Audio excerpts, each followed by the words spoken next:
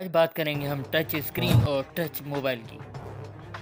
अब यहाँ पर ये समझना ज़रूरी है कि टच स्क्रीन और टच मोबाइल दोनों अलग चीज़ें हैं।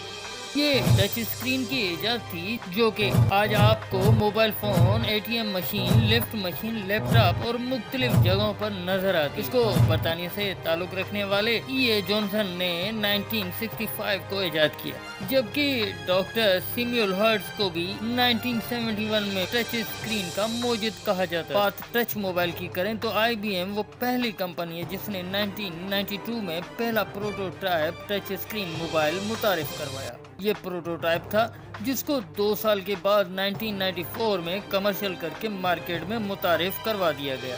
ये मोबाइल बिल्कुल सादा था जिसमें कुछ ही फीचर्स थे। इस टच स्क्रीन मोबाइल का नाम साइमन था, जिसको साइमन पर्सनल कम्युनिकेटर भी कहा जाता था। इस मोबाइल को मित्सुबिशी इलेक्ट्रॉनिक्स ने मैन्युफैक्चर किया और इसको IBM ने इन्वेंट करके मार्केट में मुतारिफ करवाया।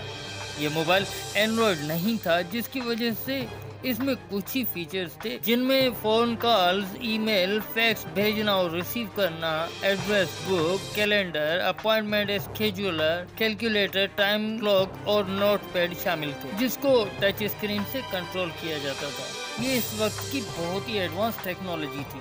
1994 में साइमन 1 साल तक मैन्युफैक्चर होता रहा। इसके 50,000 यूनिट्स मार्केट में आ चुके थे, जिसके बाद इसको बंद कर दिया गया। अब बात करेंगे इस टच स्क्रीन मोबाइल की कॉन्फ़िगरेशन की, तो साइमन में 1 MB स्टोरेज और रैम थी, जबकि ये मोबाइल 16 मेगाहर्ट्ज का प्रोसेसर रखता था। ये इस स्पीड और स्टोरेज के साथ भी अपने वक्त में इनकलाबी फ़ोन, जो कि 1 साल के अंदर ही मैन्युफैक्चर्ड होना बंद कर दिया गया। 2007 में 13 साल बाद इसी टच स्क्रीन ने फिर से जन्म लिया और अब इसका नाम एंड्रॉयड था, जो कि आज भी आपके हाथ में है। अब इसमें लातादार फीचर्स आ गए।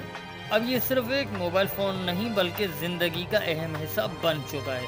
तो जनाब, कैसी लगी आपको आज की वीडियो? अगर आपको आज की वीडियो पसंद आई है तो आप लाइक कीजिएगा, और अगर आप आने वाले वीडियोस के नोटिफिकेशन हासिल करना चाहते हैं तो मेरे चैनल को हाँ, वही ये जो कह रहा है वही कर दें।